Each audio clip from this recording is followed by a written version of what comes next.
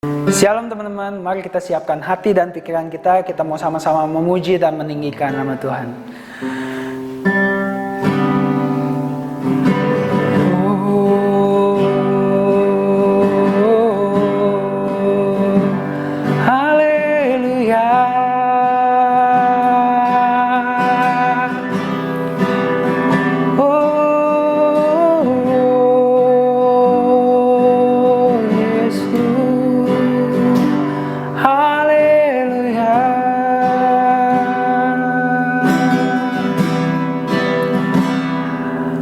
Bapakku datang dan berserah, ku nyatakan Kau yang berkuasa dalam gelap. Kau setia, Kau cahaya bagiku.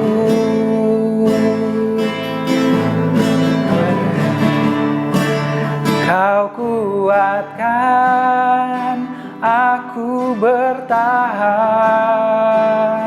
Kau harapan dalam kesesakan.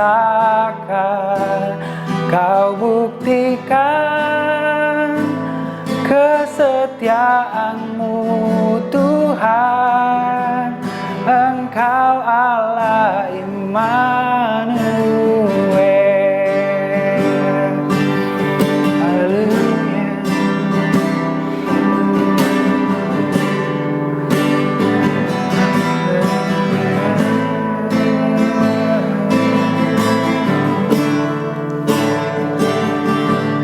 Bapakku datang untuk menyembah, ku nyatakan Kau yang bertahta dalam lemah. Kau sempurna, Kau cahaya bagiku.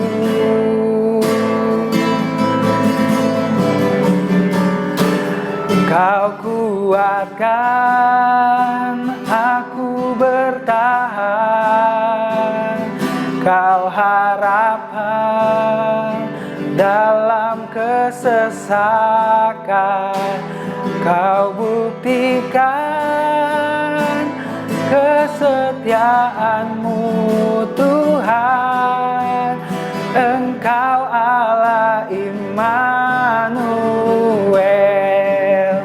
Kau kuatkan aku bertahan,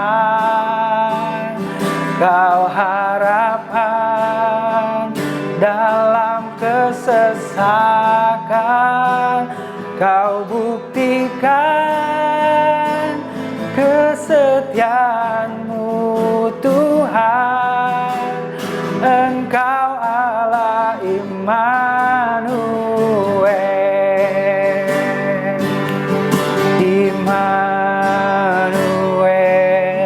Immanuel, Engkau besertaku. Immanuel, Immanuel, Engkau Allah besertaku. Immanuel, Immanuel, Engkau besertaku. Immanuel, Immanuel, Engkau Allah besertaku.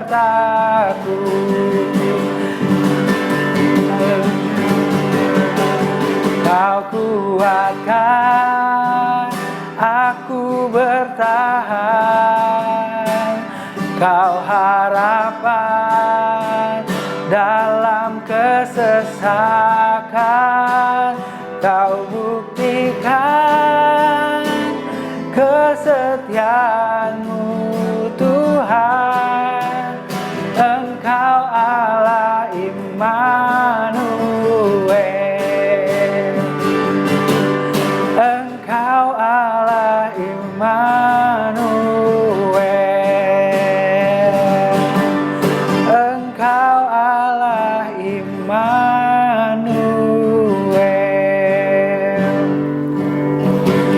kasih Tuhan untuk hadirat-Mu, untuk pimpinan-Mu Tuhan. Sebentar kami ingin mendengarkan firman-Mu Tuhan. Biar Kau yang berikan roh hikmat dan wahyu-Mu Tuhan, agar apa yang Kau nanti akan disampaikan Tuhan bisa kami mengerti Tuhan. Dalam nama Tuhan Yesus. Haleluya. Amin.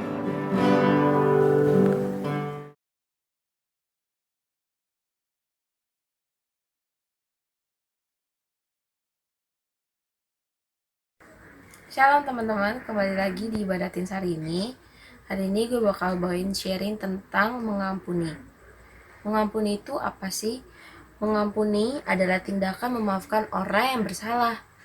Dalam Alkitab, kata Yunani yang diterjemahkan mengampuni berarti merelakan. Merelakan itu apa sih? Merelakan itu berarti tandanya kita antara mulut dan hati kita dan tindakan kita itu sama teman-teman. Bukan berarti ketika teman kalian nih, seumpama hari ini dia buat salah sama kalian maafkan, tapi ketika dia berbuat salah lagi keesokan harinya dia minta maaf lagi, kalian justru malah mengejudge dia bahwa kok lu kayak gitu sih, lu kan udah buat salah, terus hari ini lu buat salah, terus sekarang lu minta maaf, kemarin lu minta maaf. Enak banget sih kalau minta maaf. Tidak seperti itu teman-teman. Itu namanya kalian belum bisa merelakan atau belum bisa mengampuni dengan tulus. Mengampuni yang tulus itu ketika teman kalian berbuat salah sekali, 2 kali, 3 kali, kalian tetap merangkul dan mengasihinya. Kalian tetap memaafkan dia walaupun dia melakukan kesalahan. Di Alkitab cerita Petrus, waktu itu Petrus sempat ada tanya sama Tuhan, Tuhan, berapa banyak sih aku harus mengampuni orang yang berbuat dosa sama aku? 7 kali kah? Tuhan jawab, mau tau gak apa teman-teman? Tuhan jawab, bukan 7 kali, melainkan 70 kali 7 kali. Kenapa ya teman-teman Tuhan jawab seperti itu? Karena Tuhan mau selama hidup kita banyak-banyak mengampuni orang lain. Contoh di keluarga, gue gak tahu sih kalian di keluarga itu sering konflik atau sering berantem sama adik kalian, kakak, cici. Gue gak tahu seberapa sering kalian berantem. Tapi teman-teman, ketika kalian berantem, ketika kalian terjadi konflik di keluarga, respon kalian itu seperti apa? Kalau kalian ingin mengampuni, walaupun adik kalian berbuat salah lagi, terus kakak kalian berbuat salah, atau mungkin papa mama, kalian tetap mengasihi, kalian tetap mengampuni. Bukan malah kalian berpikiran, lihat lu ya, nanti kalau gua gede, lihat lu ya, kalau gua nanti udah sukses, liatin aja, gua gak bakal inget lu orang. Bukan seperti itu teman-teman. Seperti kisahnya Yusuf. Teman-teman tahu kisahnya Yusuf? Yusuf itu tidak disukai sama saudara-saudaranya teman-teman. Yusuf dibenci sama saudara-saudaranya. Kenapa sih? Karena Yusuf dilahirkan sewaktu ayahnya sudah tua. Sewaktu ayahnya sudah tua, sewaktu ayahnya sudah berpikir bahwa dia sudah tidak bisa punya anak, tiba-tiba Yesus, Tuhan, kasih karunia begitu besar yaitu Yusuf. Sehingga ayahnya berpikir, Tuhan sudah ngasih gue mukjizat nih, Tuhan udah kasih gue anak, walaupun gue udah tua tapi gue masih bisa punya anak. Akhirnya ayahnya ngebuat jubah yang sangat bagus teman-teman, jubah yang sangat indah, sehingga saudara-saudaranya itu benci sama Yusuf. Saudara-saudaranya berpikir, kenapa kok cuma Yusuf doang sih yang dikasih jubah, kok kita enggak? Dan yang kedua teman-teman, kenapa saudara-saudaranya bisa benci dengan Yusuf? Yusuf pernah mendapatkan mimpi dari Allah bahwa Yusuf akan menjadi seorang pemimpin yang bijaksana sehingga saudara-saudaranya akan sujud menyembah. Tapi ketika si Yusuf menceritakan mimpinya itu ke saudara-saudara dan ayahnya, saudara-saudaranya tidak senang. Saudara-saudara berpikir, lu siapa mau kita sembah? Lu siapa mau kita sujud menyembah lu? Loh, lu saudara kita kok, lu bukan siapa-siapa, kita hidup bersama-sama. Seperti itu teman-teman. Akhirnya teman-teman, dari kedua kejadian itu, dari yang Yusuf mendapat jubah yang indah, terus Yusuf punya mimpi yang bahwa saudara-saudaranya bakal menyembah dia. Saudara-saudaranya punya niat untuk membunuh Yusuf. Pertama, saudara-saudaranya itu mau membuang Yusuf ke dalam sumur. Dia mau membunuh Yusuf di dalam sumur. Tapi saudaranya yang bernama Ruben. Jadi Ruben ini kasih saran, jangan kita bunuh, lebih baik kita jatuhin aja ke sumur. Seperti itu teman-teman. Nah akhirnya si saudara-saudaranya ini bilang, kenapa kita harus jatuhin ke sumur, sekalian aja kita bunuh. Tetapi si saudaranya Yusuf berpikir untuk menjual Yusuf ke pedagang Midian atau kepada orang-orang Ismail. Pedagang Midian itu adalah orang-orang yang menjual budak-budak untuk bangsa Mesir, teman-teman. Coba bayangin, jahat banget gak sih saudara-saudaranya Yusuf? Kalau gue sih ya jadi Yusuf, gue bakal kesel banget sama dia. Gue bakal kesel banget sama mereka. Gue bakal benci banget. Lihat aja nih ya, nanti kalau bener mimpi gue kejadian, lo orang bakal gue tindes. Gue sih bakal berpikiran seperti itu teman-teman. Tapi Yusuf tidak. Dia tetap membiarkan saudara-saudaranya menjual dia ke pedagang Midian itu. Yusuf dijual cuma dengan seharga 20 keping perak teman-teman. Bayangin. Gimana rasanya ketika teman-teman punya kakak atau punya adik ngejual teman-teman dengan harga segitu doang. Tapi teman-teman, Tuhan punya rencana lain buat Yusuf. Ketika Yusuf dijual ke bangsa Mesir, Raja bangsa Mesir mempercayakan Yusuf untuk memegang kekayaannya, untuk mengatur segala kekayaannya. Dan sehingga dia dipercayakan pada sampai suatu ketika terjadilah kelaparan. Waktu terjadi kelaparan, Yusuf tidak pernah meninggalkan saudara-saudaranya. Yusuf tetap mengasihi pasokan makanan untuk saudara-saudaranya. Yusuf tetap memberi bantuan untuk saudara-saudaranya. Yusuf tidak pernah membenci saudara-saudaranya. Walaupun Yusuf dibenci sama saudara-saudaranya, dia hampir mau dibunuh teman-teman, tapi Yusuf tetap mengasihi. Sama seperti kita teman-teman. Mungkin teman-teman berpikir, ya udah lu udah berbuat salah sama gua, lu aturan gak boleh berbuat salah lagi.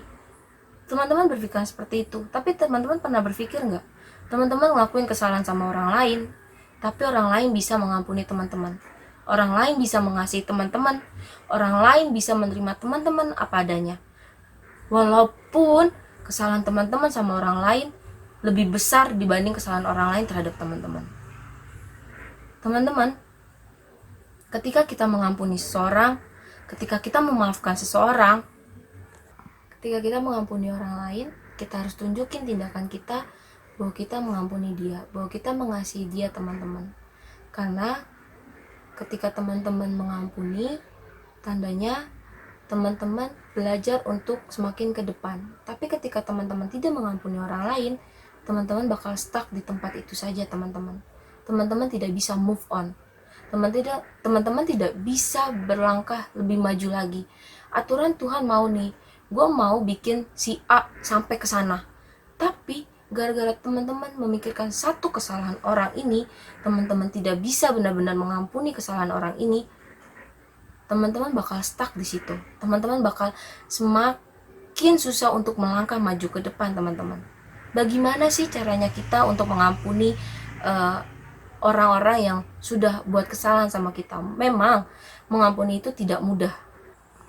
Nah, sekarang aku mau share nih 3 cara untuk mengampuni. Pertama, kita harus tahu dulu bahwa kasih Tuhan itu sama kita lebih besar dibanding kita mengampuni orang lain. Karena Tuhan sudah mati 2000 tahun yang lalu untuk menebus dosa-dosa kita. Walaupun kita sering berbuat dosa, walaupun kita sering jatuh dalam dosa, Tuhan tetap mengasihi kita, Tuhan tetap mengampuni kita teman-teman. Yang kedua, berdoa minta kemampuan sama Tuhan. Ketika teman-teman sudah mau mengampuni, teman-teman sudah ingin belajar untuk mengampuni, teman-teman minta, Tuhan, aku mau belajar mengampuni si A, aku mau belajar mengampuni si B. Teman-teman minta. Yang ketiga, teman-teman tetap berdoa untuk orang-orang yang sudah membuat teman-teman kesel. Teman-teman berdoa, Bapak, aku mengampuni si A, aku mengampuni si B, aku tetap mengasihi dia walaupun dia sudah melakukan ini. Seperti itu teman-teman. Jadi kita sama-sama mau belajar grow, kita sama-sama belajar untuk maju teman-teman. Forgiveness is not something we do for other people. We do it for ourselves to get well and to move on. Semangat teman-teman. Yuk kita mau berdoa. Bapak, terima kasih untuk hari ini. Kalau kami sudah bisa mendengar tentang kebaikan-Mu, ajar kami untuk tetap mengampuni sesama kami, Bapak. Ajar kami untuk tetap merelakan kesalahan mereka, Bapak, dan belajar untuk semakin dewasa lagi, Bapak. Terima kasih, Bapak. Tutup bungkus kami dimanapun kami berada, hanya di dalam nama Tuhan Yesus Kristus. Haleluya. Amin.